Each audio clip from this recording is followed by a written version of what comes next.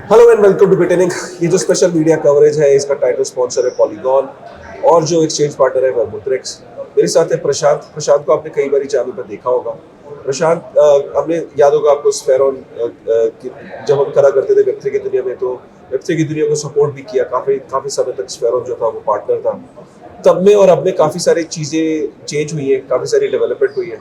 तो प्रशांत, क्योंकि हम इस IBW में हैं और प्रशांत हमेशा ही वेब3 की दुनिया में एक दो बार हम पॉडकास्ट हमने किया था, बट आई थिंक उसमें काफी टाइम हो गया।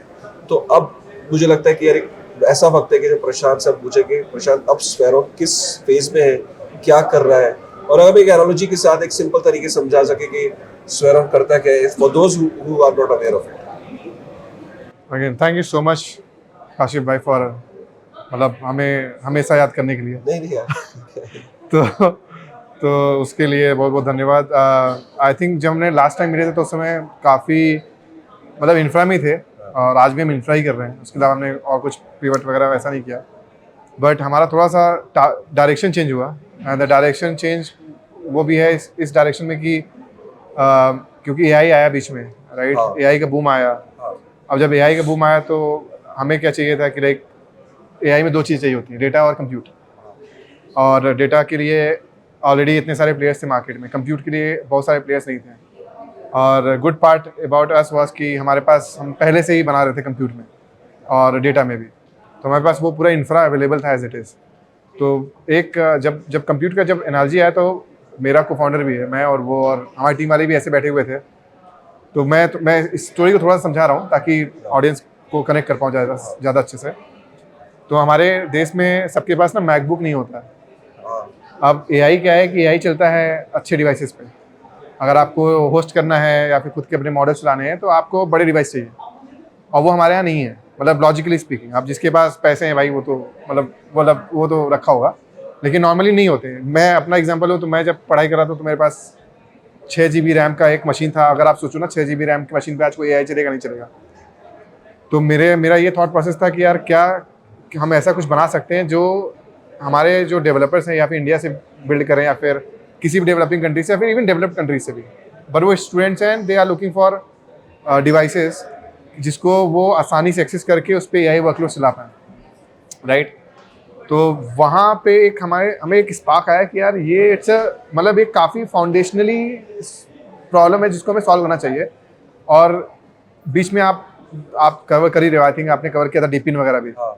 तो डीपिन का कोर कॉन्सेप्ट ये होता है कि आप फिजिकल इंफ्रास्ट्रक्चर को मतलब दो तरीके के हैं, या तो आप फिजिकल इंफ्रास्ट्रक्चर के डेटा को वर्चुअली अपलोड करो, बट फिजिकल इंफ्रास्ट्रक्चर कनेक्ट होना चाहिए। तो हमारे केस में फिजिकल इंफ्रास्ट्रक्चर था लैपटॉप्स एंड कंप्यूटर्स। और हमने सोचा कि अगर हम किसी भी बंदे को ये बोले कि भाई अगर आपके पास, मान लो काशिफ भाई के पास आज मैकबुक पड़ा हुआ है, अब रात में अभी यूज़ नहीं हो रहा, आप मान लो इवेंट में हो, क्या कर रहे हो आप उस लैपटॉप में? कुछ नहीं, पड़ा हुआ है, राइट। पर ये एक और बात हो सकती है कि हो सकता है कोई एक लड़का हो, किसी कॉलेज में पढ़ रहा हो, उसको वो लैपटॉप की ज़रूरत हो, और आप अगर उस लैपटॉप को उसको दे देते उस समय, तो वो शायद कुछ और अच्छा कर लेता, राइट। इट्स मतलब ये रिसोर्स आर्बिट्रेशन का एक कॉन्सेप्ट आता है, तो वहाँ पे काफ़ी रोल प्ले करता है। तो अभी इस फिरौन पे हम बिल्डिंग की एक सबसे बड़ा डिपिन सुपर कंप्यूट नेटवर्क, जो ना कि इंडिविजुअल लैपटॉप्स और मशीन्स को एग्रीगेट करता है एक जगह पे हमारे सॉफ्टवेयर के थ्रू, बल्कि डेटा सेंटर्स जैसे इंटरप्राइजेस के हो गए हैं डेटा सेंटर्स, उनको भी एग्रीगेट करता है। तो ये इस फिरौन को डिफरेंशिएट करता है बाकी अदर प्लेयर्स से इन मल्टीपल केसेस। तो इसको हमने बनाने के लिए कई सारे कॉन्सेप्ट्स हमने बनाए हैं, जैसे टियरिंग सिस्टम हो गए हैं, मतलब अवेलेबिलिटी टाइम मतलब स्लैशिंग सिस्टम्स हो गए हैं। तो उसके अराउंड हमने आई थिंक हमने पूरा वाइट पेपर पब्लिश किया, बहुत सारी चीज़ें लिखी, हमने अपना पूरा एक्सपीरियंस उसके अंदर डाला, और फिर हमने उसको ये कनेक्ट करने की कोशिश की कि एक जो नॉर्मल डेवलपर है वो उसको कैसे एक्सेस करेगा, और जिसके पास पैसे भी हैं वो भी कैसे एक्सेस करेगा, क्योंकि ये डेमोक्रेटाइज एंड परमिशनलेस है। तो दैट इज़ व्हाट हम अभी बना रहे हैं। राइट। सो मैं एक तरीके से इसको ऐसे एनालॉजी के साथ समझाना चाहूँगा कि कंप्यूट की कमी नहीं है, रिसोर्सेज की कमी नहीं है, रिसोर्सेज पड़ी भी है, लेकिन अभी तक ये वही वाली बात हो गई कि गाड़ियों की कमी नहीं थी कि लोग जो अपनी गाड़ियों को टैक्सी में चलाना चाहते थे, लेकिन टैक्सी यूनियन ने उन गाड़ियों को कभी आगे नहीं आने दिया कि वो यूज में आ सके। उबर आया, उसने डिसरप्ट करा, राइट। एयरबीएनबी आया, जो प्रॉपर्टीज यूज में नहीं थी वो अचानक यूज में आने लगी, राइट। तो सिमिलरली जो कंप्यूट है, ये अवेलेबल है, मशीन्स अवेलेबल है, इंडिविजुअल्स के पास है, कॉर्पोरेट्स के पास है, इंस्टीट्यूशंस के पास है, और वो जो आइडल पड़ी जो कंप्यूट है, उस कंप्यूट को कैसे हम यूज कर सकते हैं, कैसे हम उसको एक इकट्ठा करके एक इंसेंटिवाइज मॉडल क्रिएट कर सकते हैं Correct. ताकि हम उस कंप्यूट को यूज करना शुरू कर दें। करेक्ट। अब मेरा आपसे ये सवाल है कि एआई की ग्रोथ की वजह से आपको ये आइडिया है कि यार क्योंकि जो सेंट्रलाइज एआई बन रहा है मतलब जिस तरीके से, तो कंप्यूट जो है एक दे आर एट अ फार उनके पास एक बेनिफिट है पैसे का। वेल फंडेड कंपनीज हैं जैसे ओपन एआई है, बाकी कंपनीज हैं, वो कंप्यूट जो है वो सेंट्रलाइज इंफ्रास्ट्रक्चर से जब वो लेते हैं तो दे पे लॉट ऑफ मनी, तो वो उनके लिए तो पैसा, क्योंकि पीछे से वेल फंडेड है, पैसा बहुत ज्यादा है, यूएस के अंदर बैठे हैं, तो उनके पास पैसा आ रहा है, तो वो इनोवेट भी आसानी से कर पा रहे हैं। कोई उन्हीं के मॉडल को आज अगर इंडिया में एक यहाँ पे ओपन एआई बनाना चाहे तो उसको कितना ही पैसा चाहिए उस कंप्यूट को Correct. पाने के लिए, और वो यहाँ पे इतने वेल फंडेड, इतना पैसा जनरेट करना बहुत मुश्किल है किसी स्टार्टअप के लिए। बट अगर सपोज उसको कंप्यूट हो गया या जीपीयू हो गया, जैसे आज हमने एक सुबह में जो एक जीपीयू को डिसेंट्रलाइज कर रहा है, अगर ये सारी चीजें हम डिसेंट्रलाइज कर सके तो प्रॉब्ली कल का ओपन एआई सिर्फ अमेरिका में नहीं कहीं पे भी बन सकता है। करेक्ट। कोई भी बना सकता है। Correct. Is correct me if I am saying. आप मतलब आप 100% करेक्ट हो इन सब चीज़ों पे। और दूसरा कॉन्सेप्ट ये भी है कि अगर आपने कंप्यूट पावर को एग्रीगेट कर दिया सही तरीके से, जैसे हम अपने लाइन में बोलते हैं connecting the disconnected GPUs, right. क्योंकि जो आपने बोला कि हमारे पास जीपीयू बहुत सारे हैं, हमें नए ओपन एआई बनाने हैं, but open AI was a very, जैसे हर एक इंडस्ट्री के अंदर ना एक एक्सेप्शनल केसेस आते हैं। जैसे सन 2002 में अगर आप देखो AWS ने लॉन्च किया, उसके बाद सेल्सफोर्स एरा था, राइट, जहाँ पे सेल्सफोर्स वालों ने खूब पैसे कमाए, और ऐसे करके नए मेन फ्रेम का एरा था, राइट। तो वो एक अर्ली, जब भी कोई एक इनोवेशन होता है तो एक पहले एक बड़ा फ्रेमवर्क आता है किसी भी छोटे फ्रेमवर्क ले आने के लिए, तभी उससे इनोवेशन बनता है। तो मेन फ्रेम के बाद फिर आप देखोगे काफ़ी ट्रांसफॉर्मेशन हुए हैं कोडिंग लैंग्वेजेस में, कैसे हम कोड लिखते हैं। आज कोड लाइक कि अगर जो पहले हम सी कोड में 50 लाइनों में कोड लिखा करते थे, नाउ गो लैंग्वेज में या फिर ये सब में हम 2 लाइनों में कर देते हैं वही काम, राइट।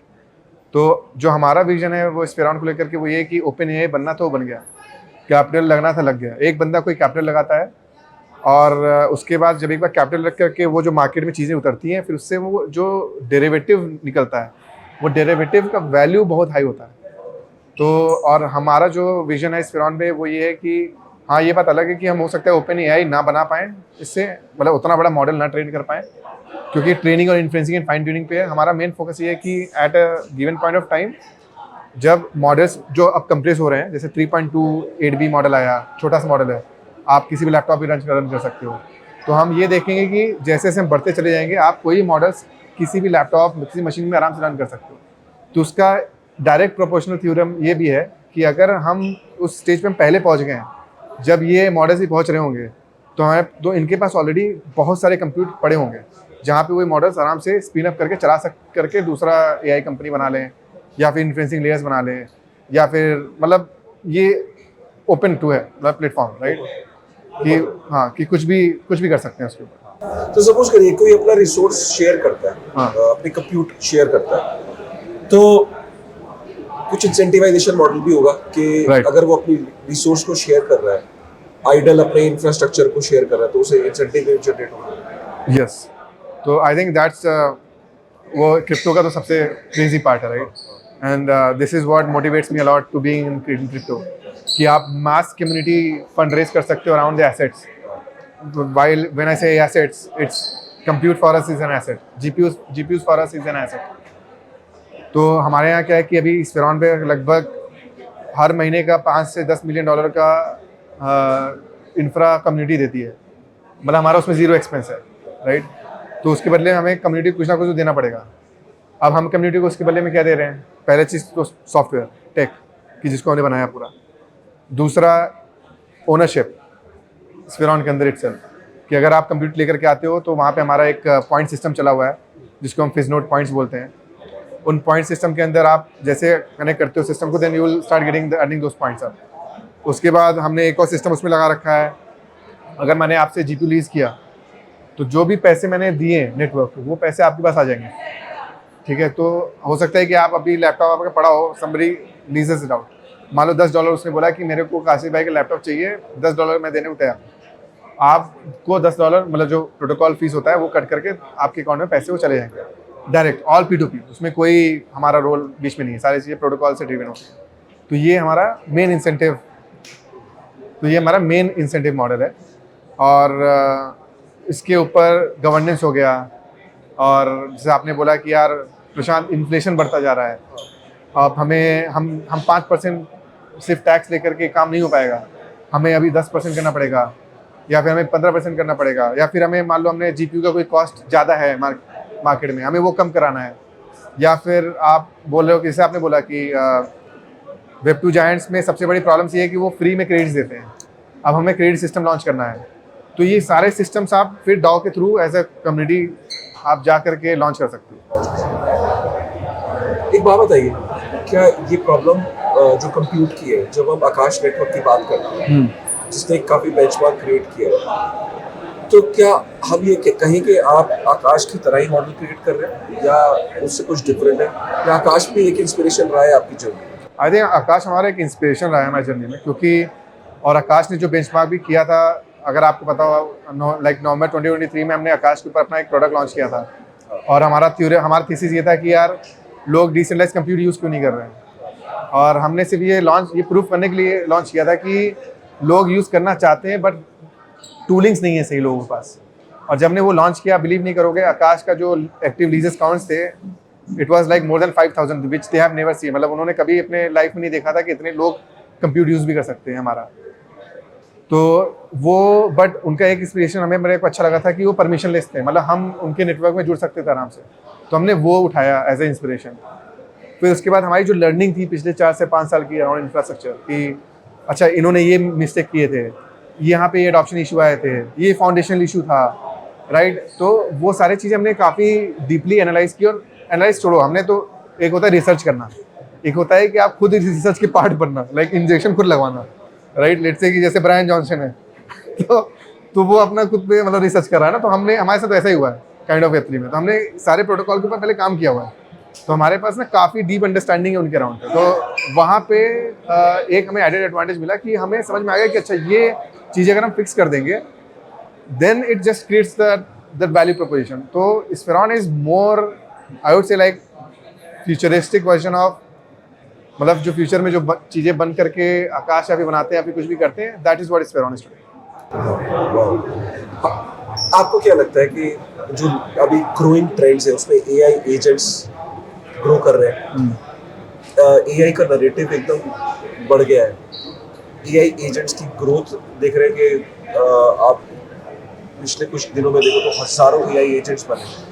ये ग्रोथ भी कहीं आपको आपकी ज़रूरत को बढ़ाएगी जब AI एजेंट्स बढ़ेंगे और जब उसका यूज़ बढ़ेगा, तो is it going to have an impact on Spheron? Of course. तो एक और चेन्नई से if the decentralized AI agent narrative picks up, Spheron computer will pick up. ये डायरेक्टली प्रोपोर्शनल है, क्योंकि अगर आप देखोगे कि अभी भी जितने लोग भी AI बना रहे हैं या फिर एजेंट्स बना रहे हैं वो कहीं सेंट्रलाइज सर्वर से चला रहे हैं, अभी तो वो कोई प्रॉब्लम नहीं है क्योंकि क्रेडिट मिले हुए हैं सबको, राइट। जैसे क्रेडिट्स वो ओवर होंगे आप देखोगे कि सारे एजेंट्स ना डाई आउट करने लगेंगे, धीरे धीरे मरने लगेंगे।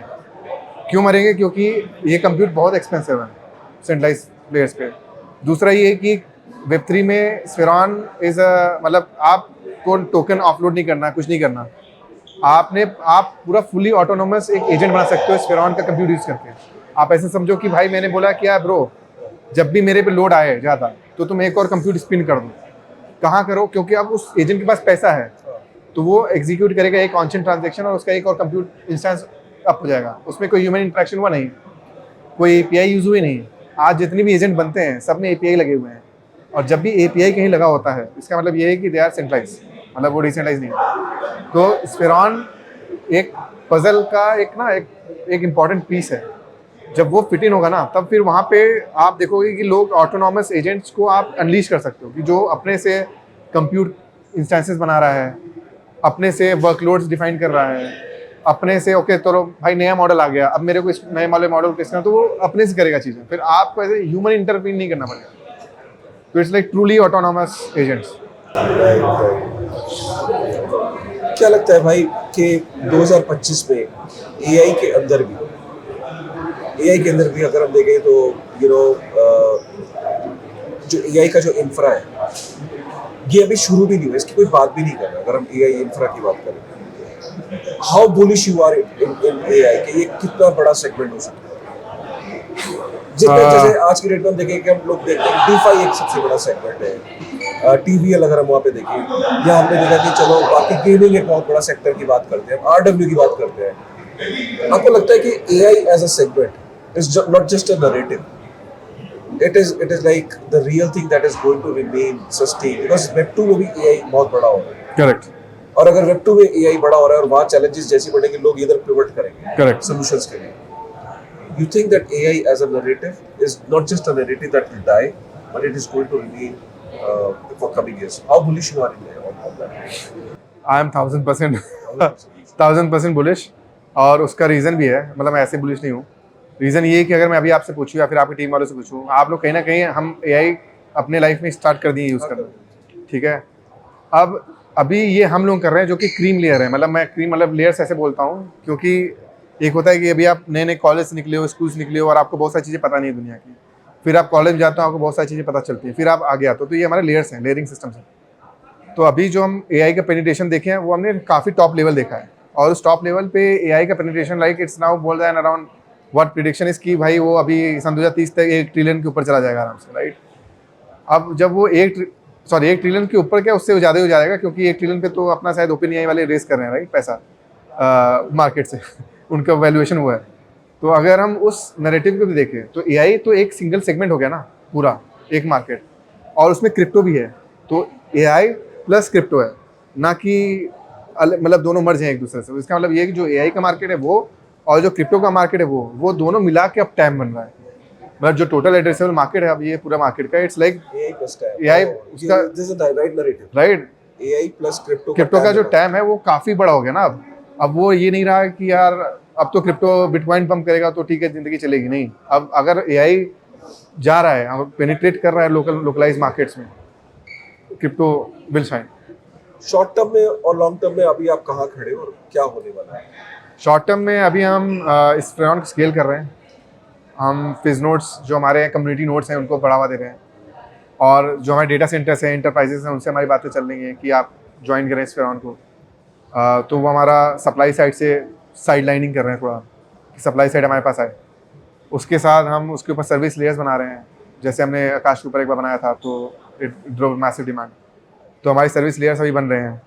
उसके पैरेलल में हमारा एक डेवलपर इंटीग्रेशन वर्टिकल है, जहाँ पे डेवलपर्स आते हैं, वहाँ पे इनोवेट करते हैं अपने हिसाब से, भाई मेरे को इस फेरॉन को ऐसे यूज़ करना है, मतलब सबके अपने इमेजिनेशन होते हैं, तो उनको कुछ को चाहिए कि भाई मेरे को ना इस फेरॉन ऐसे नहीं चाहिए, मेरे को इस फेरॉन ऐसे यूज़ करने का, तो वो अपना अलग दुनिया चला रहे हैं, ठीक है। तो वो हमारे शॉर्ट टर्म हो गए कि जहाँ पे हम डेवलपर और प्रोवाइड सप्लाई और डिमांड को कंबाइन करके एक ट्रायंगुलर शेप में लेकर के आ रहे हैं, ताकि वो ड्रिल डाउन होकर के एक प्रॉपर पोजीशन में पहुंचे, जिसको हम एक्सट्रैक्ट कर पाएँ वैल्यू फ्रॉम वहाँ से जब भी हम नेटवर्क लॉन्च करें।